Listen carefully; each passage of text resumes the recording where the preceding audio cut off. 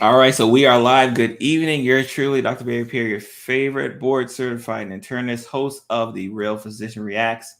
If this is your first time catching this series, this is when I typically go live Thursday evenings to either get what's on my mind, like out of my brain, or I talk about something that's kind of come across my timeline that I'm like forced to talk about, especially if it's health related, public health related, medical related, and whatnot, or just talk about a topic that I just been meaning to my chest, right? So this week we are kind of going. It's almost like a part two of last week's Real Physician Reacts. If you have not had a chance, make sure you are subscribed to the channel. That way you get that notification every single time, especially if you're not watching this directly on my YouTube page, because I know I'm also broadcasting it within my Facebook group and on my Facebook business page. So appreciate you if you're watching it from there. This week, we're going to be talking about monkeypox and COVID-19. More importantly, I want to just talk about what I'm seeing from a response standpoint, right? We're not going to get down to the nitty gritty. I have plenty of content that literally gets down to the nitty gritty. If you check the links in the description, we actually just wrote finished writing a blog post this week, giving a monkeypox overview, which has a lot of frequently asked questions within that. What we'll do, in fact, when we get a chance, we'll actually go and take a quick look at it before we get out this show. And then I have this quite a few different content associated with COVID-19 pretty much since the beginning. And like this description says, we've been talking about COVID-19 pandemic wise since, again, the beginning. Like it hasn't been something that's been lost on us. But I think what's important is that as this monkeypox outbreak is continuing to make more news cycles, is continuing to kind of get into the psyche of a lot of people, because a lot of people are really paying attention to it. I want to talk about what I'm seeing from a physician standpoint, and more the social media person that I am. When I do my education, what am I seeing that is a starkly different contrast? So let's bring it back to 2020, like mid 2020s, where COVID is a thing. Let's bring it back where people are afraid, they're concerned. Let's bring it back to the point where businesses are being shut down and quarantines are happening worldwide. So you have this disease, COVID-19, that comes seemingly out of nowhere, out of China. And it's a disease that clearly we are not equipped to handle at the time. It's a new disease. We're not used to dealing with this type of the respiratory disease that not only spreads to a lot of people pretty quickly, infects quickly, but worse off, doesn't kill quickly. And the reason why that's usually a bad thing is that it's allowed to fester longer, right? So that's, if you have a disease that one or two people get it, but the second one or two people get it, they also die, that disease cannot spread. But when you have a disease that not one, not two, but 10, 20, 100 people can get it, and it lasts long enough so that people could just keep on getting it over and over again, that was a recipe for disaster. And as we can see, 2.5 years later, millions of deaths later, COVID-19 has forever changed the lives of many. We have many family members who did not make it through the worst of the pandemic. And I really say the worst of the pandemic because we're still in the pandemic. We have many friends and family members who were disfigured from the disease associated with COVID-19. We have many friends and family members who have felt either the effects of a death or a loss, either directly or indirectly from COVID-19. And as we continue to move forward, and as we continue to want to take that next step where we say, all right, we're finally out of pandemic, more and more variants just keep coming around to say, hey, I'm still here. So when I talk about the process or just the response, there was a lot of fear, a lot of concern in the initial run. Like, I want us to remember what occurred, and you probably don't, right? When COVID-19 first played reared its big ugly head, we were not only were we wiping down everything, not only were we washing our hands every chance we got, we were buying loads of hand sanitizers. We were going to different towns to take all of their hand sanitizers. We were buying groceries and keeping them in the garage to say, you know what, I don't know if COVID-19 is on those groceries. Give me a chance to clean it off first before I bring it inside my house. When we think about some of these Uber Eats, DoorDash, Postmates, Pizza Hut, like all these delivery food places, they used to be able to bring it to your door. They would knock on your door. They would wait for you to come outside and then hand you the food directly. But once COVID-19 came around, they were like, you know what? It's okay. Just leave it in the front and I'll come out and get it. And it's still a thing to this day, just so we can kind of remember just some of the drastic changes that occurred because of COVID-19 and this pandemic. But as those changes continue to occur and as time continued to progress, we got better in diagnosing, we got better in treating. We had a significant regime change from a political standpoint who was actually ready to deal with a pandemic. So you just saw things move in a better direction. But unfortunately, in moving in that better direction, you started getting people saying, you know what? I'm tired of this. I'm through with this. I want my life back. And I don't care if me wanting my life back puts myself at harm or puts others at harm. I've done countless Real Physician Reacts videos where we had professionals leaving their jobs because the choice of get a vaccine to protect the group versus not get vaccine and not have a job was too much for them. And they said, I'd rather leave, even though they never really left quietly. We saw people bombard school board meetings across the country who never stepped foot in a school board meeting. And I bet you if you ask the school board officials now, they've never seen those people again. Like that was a thing because of COVID-19. So our lives have been forever changed for the better, for the worse. So when I talk about monkeypox and the monkeypox virus, and more importantly, this 2022 outbreak, the tide seems a little different. And I think the reason why the tide seems a little different, I kind of mentioned it last week where I had that person on TikTok ask me, hey, Dr. Barry, if COVID-19 left you a disfiguring disease, left you as a disfigurement that you could see from a mile away, do you think more people would be concerned about it? And at the time I said, I don't think so. Because we've seen enough people say, you know what? I don't care if what I do puts me at risk to get this disease. I'm going to do what I want to do. It's my responsibility. It's my body. You know, they try to co-opt the My Body, One Choice movement. It's my body. Like, I'm going to do what I want to do. And I don't care if me doing what I want to do not only puts myself at harm, but puts the whole group as a whole. So I looked at that and I said, you know what? If people are willing to put themselves in the line of fire, put others in the line of fire by proxy, there's no way that it wouldn't matter if a significant rash and pustule-like disease was an issue. And I'll be honest, and I'm 100% okay to say it. Boy, was I wrong. So let's talk about monkeypox. Let's talk about Outbreak 2022. Let's talk about the fact that I've gotten so many questions in regards to monkeypox. In fact, I probably answered more questions about monkeypox in the last 2 weeks just on my TikTok platform than I've had to answer about COVID in a year, just to give you an idea of just a different level of energy. And you may be asking, like, well, why are people, more concerned about this? Especially when at the time, in fact, give me a second. Let's see.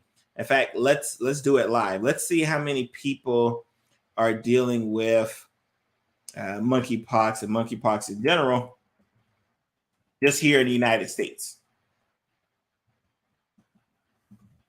Because I think it's important when we talk about this aspect of U.S. because U.S. cases obviously is, obviously I know a lot of the people who watch me are from the United States. So let's talk about U.S. cases. All right, let's. Let me. Obviously, it'd be good if I shared my screen so you guys can see what I'm looking at.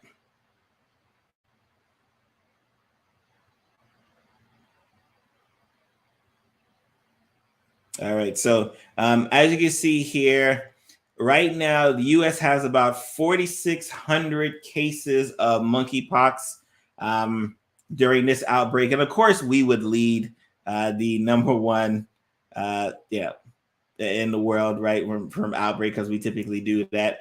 You see Spain is number 2 with about 3,700, Germany number 3 with 2,400, and United Kingdom also has about 2,400 as well, right? Just to give you an idea of the total number of cases.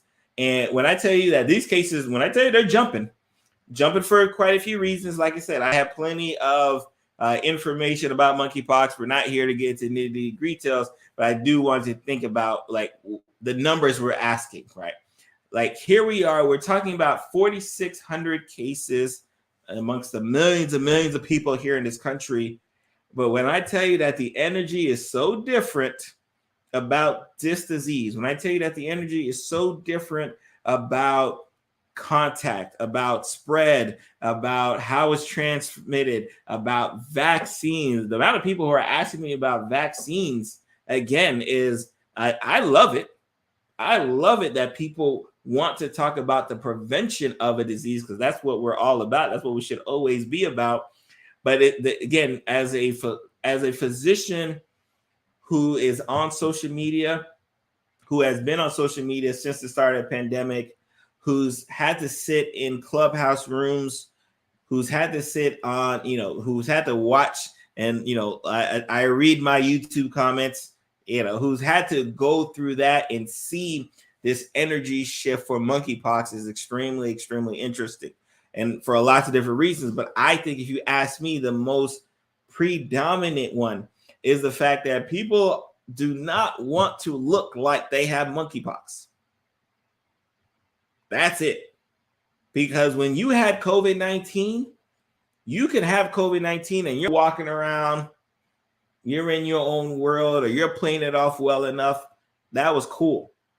But if you're walking around and you look like you have monkeypox, and by looks, I mean that you get to that stage where you're extremely contagious and the rashes are everywhere and they look hideous, and they're all over your face, your arms, your bodies, your groin, your back, your legs. When you're walking around looking like that, first of all, you don't walk around, you stay home, because you don't want no one to know what's going on there. And then it's not like it's a painless disease. You're in pain as well. So there's a lot of people who just that picture alone, or just the pictures alone, or the stories that they're hearing across this country of, wow, I got this monkeypox, it's not good, it hurts. Like just that factor alone has a lot of people asking questions and being much more energized about this disease, especially in the beginning, like they were against the COVID-19. And when I talk about just these similarities and I'm having to answer questions, a lot of times I will continue to reference, hey, remember what we did in the beginning of COVID-19? Because I can't say what we're doing now, because it's not like COVID-19 has gone anywhere. It hasn't. But what happened is that our energy is so different towards it, you wouldn't know it. But it's because now this new kid on the block, which again, at the time I'm recording this, is only about 4,600 cases across the country here in the United States, just about 4,600. So again, grand scheme of things is not a lot, but it's enough for people to say, like, you know what? I don't even want to think what a COVID-19 pandemic would look like if it even looked in regards to how COVID-19 turned out. The questions I get: is there a quarantine? Is it a possibility of quarantine? How does it spread? And the way I know that more people are taking this serious is I'm getting even specific questions across my, especially TikTok. TikTok's been very big. First of all, let me give a shout out to TikTok while I'm here. Obviously, shout out to my YouTube subscribers. Love y'all. We hit over 1,200 the other day. Love and appreciate y'all. But we are now at over 10,000 followers on TikTok, right? Because the energy for the monkeypox virus is great. So absolutely. So if you're one of my TikTok followers, thank you, appreciate you, love you. I guess now that I'm 10,000, I should go live on TikTok. Like I think I went on it once early just to kind of test it out, and I think I never went on it again. But I think out because I got to 10,000, I probably should go live. So if you're watching, I'm gonna go live on TikTok soon. But the energy is so different that I'm continually having to reference, hey, remember how we did with COVID-19? And I was kind of mentioning before when I'm a little rant, the reason why I know people are taking it a little bit more serious than they did COVID-19 is because now the questions I get is, hey, I work in a gym. What should I do? Hey, my child's in daycare. What should I do? Hey, school's about to start. What should I do? Hey, what about the housemaids and housekeepers? What should they do? Like people are beginning to internalize it because hey, I had someone today ask me, hey, we got a vacation. We want to go to a theme park. What should we do? Like I'm getting more and more questions like these. Why? Because more and more people understand that it is a possible reality that they could be infected with monkeypox. That was not the state that we saw with COVID-19. We didn't see that. We see a different level of energy associated with it. And again, I'm glad to say that I'm wrong. I believe the biggest aspect of it is because you can't walk around here looking like you have monkeypox and thinking that people are just going to be able to who's going to want to sit with you, who's going to want to conversate with you. Like that's not going to happen. Mind you, the fact that if you get monkeypox, we're talking about staying away for about 3 weeks. Remember when people thought 10 days was a long time? Imagine calling your job or the CDC calls your job. I don't know if the CDC does it, so don't like hop in my comments. Don't do that. But imagine the CDC called your job and say, hey, Pierre just came down with a case of monkeypox and he needs to stay away for 21 days. Like, what do you do with that type of information? What do you do when you know that you are primarily responsible for taking care of your family and putting food on the table and paying bills? And now you done picked up a disease that makes you not be able to work for 3 weeks. Like, what do you do with that? Like, this is real life conversations people are having across the country. These are real life conversations people are having in my comment sections. Like, hey, what about this? What about that? Swimming pools, right? The amount of people who are asking me about swimming pools and can it transfer in water, even though we've already explained it. Again, link is in the description. Again, in fact, let's do this while we're here, just so people can get an idea of where they find some monkeypox information on my website. Let's see. Perfect. All right, so this is my website here, drbarrypierre.com. This is one of my infographics. Again, if you're a part of the Lunch and Learn community, I like to I'm starting to work on giving out infographics just so you guys can get some good visual picture of what's going on. So this one, we were talking about high blood pressure a couple weeks ago. So I made a high blood pressure one. So that's just a pop of that there. But if you go to Dr. Barry, you see my face. If you go under the blog, go to the blog section. And it's actually the most recent blog that I did on July 27th, the Monkeypox Overview. This is going to be the overview that I think a lot of people are going to want to see. Just so you can kind of see a table of contents. One, you get the ability to get one of my free infographics. And then I just kind of break down what is monkeypox outbreak of 2022, what is a monkeypox virus, signs and symptoms of the monkeypox virus infection, how does the monkeypox virus spread, how to prevent the spread of the monkeypox virus, how is it diagnosed, what are treatment options, are there vaccines available, and can the U.S. handle a monkeypox outbreak? So again, if you go to drbarrypierre.com/blog, and then the first one, but like depending on when you watch this video, if you want to go to the date is July 27th. That's when this blog post came out. I gave a nice little overview. Again, if you're a part of the Lunch and Learn community, you get a free infographic. And just let me see if I go to my infographic section. In fact, if you just go to resources, then under infographics, you'll see them there.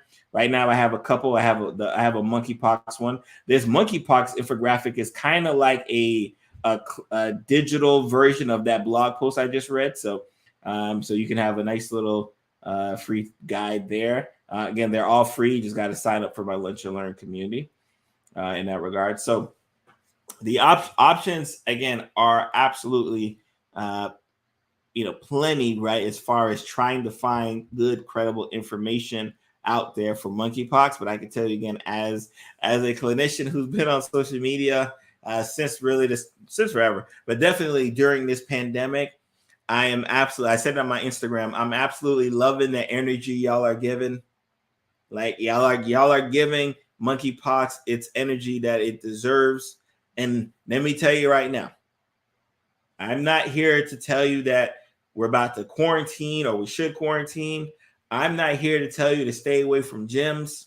I'm not here to tell you you can't try clothes out like in the mall anymore. I'm not here to try to tell you those things. I'm just here to say, like, if you're going to do some things, these are things you're going to need to be concerned about. These are things you need to be worried about because, the motto, I don't know if you can see my shirt, empower yourself for better health. That's always been the motto of the Lunch and Learn community. We are always about trying to empower you guys with the best knowledge, because if we empower you with the best knowledge, then you will make the best decisions.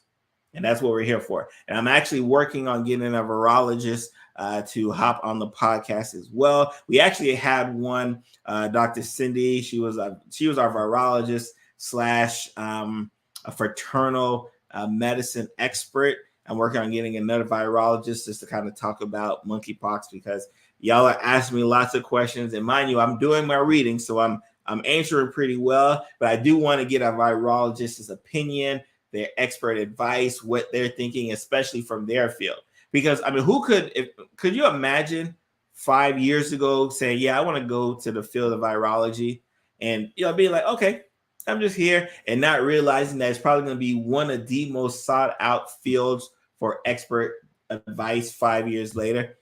Just a crazy game there, right? So again, I am yours truly, Dr. Barry Pierre. I appreciate each and every one of you who catches this live or catches me on the replay. Make sure you share this out to 5 different friends. I appreciate it. Make sure, especially for my YouTube watchers, you are subscribed to the YouTube channel. That way you get that notification ping to say, hey, Dr. Barry's going live again. Go run over there and drop a comment. You guys have been absolutely amazing. Protect yourself. Remember, the links are in the description for the monkeypox overview, as well as my COVID-19 overview. If you look at the links for the COVID-19, you'll see I've been talking about COVID for a long time. So there's a lot of different things in there for you to enjoy, but definitely you want to catch the most recent blog post, or just catch last week's episode of the monkeypox just to get a nice little overview. So you guys be blessed, and I'm going to see you guys next week.